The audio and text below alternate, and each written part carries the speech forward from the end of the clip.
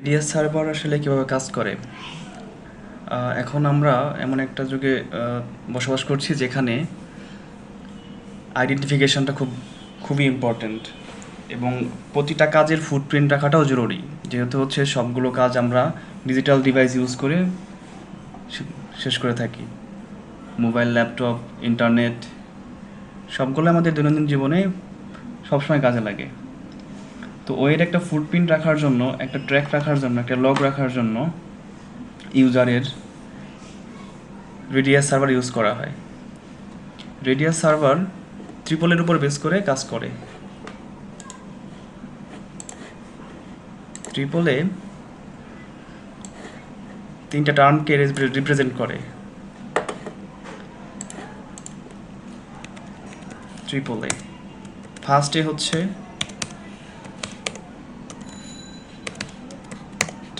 Authentication, সেকেন্ডে হচ্ছে authorisation, থার্ডে হচ্ছে অ্যাকাউন্টিং।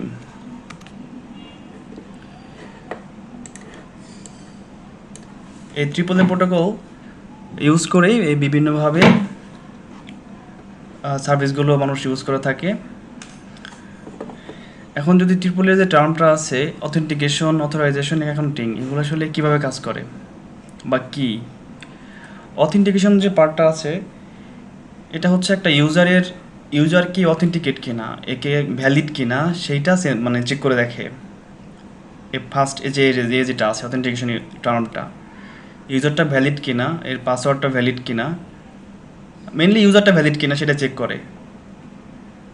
আর অথরাইজেশন যে বিষয়টা আছে, এখানে যে ইউজারটা অথেন্টিকেট হয়ে সার্ভিস নিতে আসলো সে কী সার্ভিস পাবে, তাকে কী সার্ভিস দেওয়া হবে, সেই একটা সার্ভিসের লিস্ট যে পারমিশন দেওয়া আছে সেটা রিপ্রেজেন্ট করে অথরাইজেশন। যে একটা অথেন্টিকেট ইউজার, তাকে আমরা অথরাইজড করলাম, সে এই সার্ভিসগুলো সে পাবে। ধরেন যে এক্স একটা হচ্ছে ইউজার, সে ভ্যালিড ইউজার, তাকে আমরা হচ্ছে যদি ইন্টারনেটের কথা বলি একদিনের জন্য আনলিমিটেড ইন্টারনেট ইউজ করতে দেব। তো এই যে একদিনের জন্য যে আনলিমিটেড ইন্টারনেট ইউজ করতে দেওয়াটা, এটা হচ্ছে অথরাইজেশনের মধ্যে পড়ে। তারপর আসবে অ্যাকাউন্টিংটা হচ্ছে অথেন্টিকেট হয়ে অথরাইজেশনের মাধ্যমে ইউজার যে রিসোর্সগুলো ইউজ করবে, সে কী ইউজ করলো, কতক্ষণ ইউজ করলো, টাইমলাইন বা হচ্ছে এর একটা ট্র্যাক, এর একটা প্রমাণ, এর একটা লগ এই অ্যাকাউন্টিংয়ে রাখে। এই অ্যাকাউন্টিংয়ের মাধ্যমেই বিলিং অ্যানালাইসিস বিভিন্ন কিছু হয়ে থাকে। ওকে, তো এখন একটু দেখি যে আসলে কীভাবে এই রেডিয়াস সার্ভারটা কাজ করে। যদি আমরা এটাকে একটা ইউজার হিসেবে কাউন্ট করি এবং এটা হচ্ছে আমাদের রেডিয়াস সার্ভার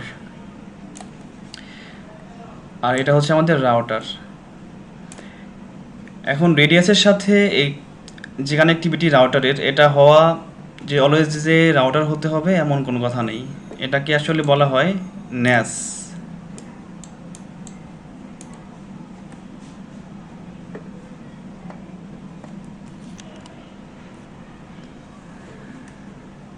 তো এখানে একটা ন্যাস সার্ভার হলে পরেই আমাদের রেডিয়াসের সাথে কানেক্টিভিটি বা হচ্ছে কাজটা আমরা করতে পারি।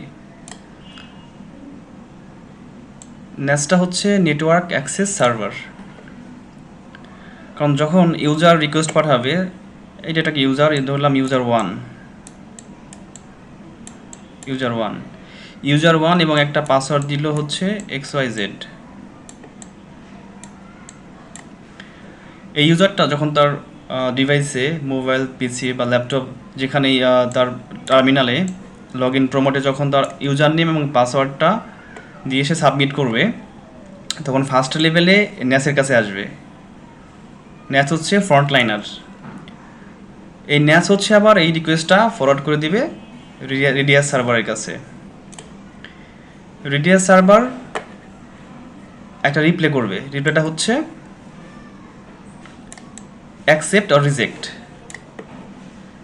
যদি ভ্যালিড হয় অ্যাকসেপ্ট করে দিবে, আর যদি ভ্যালিড না হয় ইউজারটা, তাহলে রিজেক্ট করে দিবে।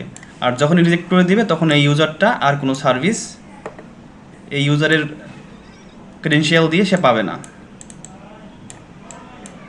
সিম্পল এটাই, যে ইউজার রিকোয়েস্ট করবে অ্যাক্সেসের জন্য, যদি সেটা ভ্যালিড হয় সেটাকে ভ্যালিডিটি আছে কিনা, অথেন্টিক কিনা সেটা চেক করে রেডিয়াস সার্ভার একটা ফিডব্যাক দিবে। যদি ফিডব্যাকে সে ভেরিফাইড করতে পারে এবং ইউজারটা অথেন্টিক হয়, তাহলে যতগুলো সার্ভিস দেওয়ার জন্য তাকে পারমিশন দেওয়া আছে এই নামের উপরে সবগুলো সার্ভিস এই ইউজারটা পাবে। দেন সে ইন্টারনেট ইউজ করতে পারবে বা তাকে যে সার্ভিসগুলো দেওয়া হয়েছে সে সেটা ইউজ করতে পারবে। নর্মালি আমরা যদি চিন্তা করি হটস্পট সার্ভিস বা বিভিন্ন অফিসে ইউনিভার্সিটিতে যে সার্ভিসগুলো আছে, একটা টার্মিনাল দেওয়া থাকে যে ইউজার কানেক্ট হওয়ার পরে, মোবাইল দিয়ে কানেক্ট হওয়ার পরে একটা পেজ ওপেন হবে, লগ ইন পেজ। সেখানে সেই ইউজার নেম এবং পাসওয়ার্ড দিবে। পাসওয়ার্ড দেওয়ার পরে যদি সেটা ভ্যালিড হয় রেডিয়াস সার্ভারে তার এন্ট্রি থাকে, তাহলে সে অ্যাকসেপ্ট করবে এবং ইউজারটি ইন্টারনেট ইউজ করতে পারবে। এটাই রেডিয়াসের কাজ করার ধরন। রেডিয়াস যেভাবে কাজ করে সিম্পলভাবে বললে, এটা রেডিয়াসের কাজের প্রিন্সিপাল।